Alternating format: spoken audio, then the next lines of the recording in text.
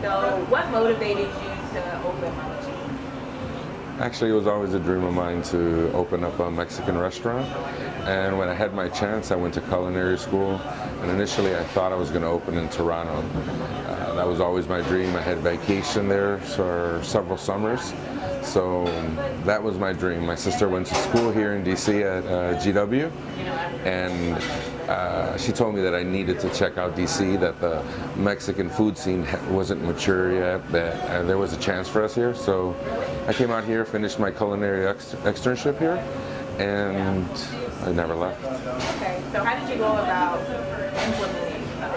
How did you go from having this idea to it becoming what it is today? You know, a lot of it was definitely planned out roughly in my head from the beginning, but there's no doubt that the culinary school shaped a lot of it. It helped me turn rough ideas into more definite, specific goals, and it sort of became more like a step-to-step process rather than sort of don't get me wrong, it fell into place, you know, very in a way that was actually, I don't know, it felt like things were just meant to be, but it was also sort of a precise step-to-step thing that was sort of formulated in school.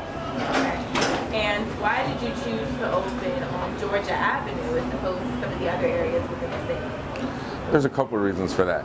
Well, when I was finishing my externship, I was working at Potenza downtown, and I had found a place to stay out in Silver Spring, so my route was up and down Georgia every day to work and back, or to my externship. And I was just coming up one day and I saw a big For Lease sign out in the front, and I don't know, it just stuck out. It just stuck out, and day after day I'd see it, and I remember thinking, boy, it's been there for like 3 weeks, it's been there for 4 weeks, and then there was a month or two, and then I was like, whoa, we're going into the winter, and I said, if that place is still available in January or February, maybe it's meant to be, I'll probably go for it.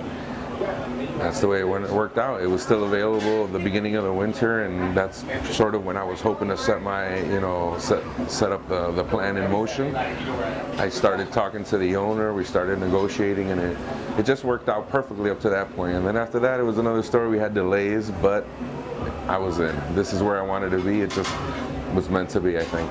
Okay. Demographically speaking, who do you think most of the customers are? Because you're right here on Howard University's campus. Do you get a lot of Howard students, or do you get a lot of other people from the community? Who do you think is the group that you see most coming together? I think, you know what, there's no doubt that when school's in, it's students. There's no doubt. It's a higher volume. There's no doubt about that. In the evenings, once the students tend to come in for takeout a little bit, but we tend to get a professional crowd in the evenings. But I would say that by far the majority of our covers are going to be students during the school year. Okay. And what do you think makes this restaurant unique from maybe another Mexican restaurant in this area?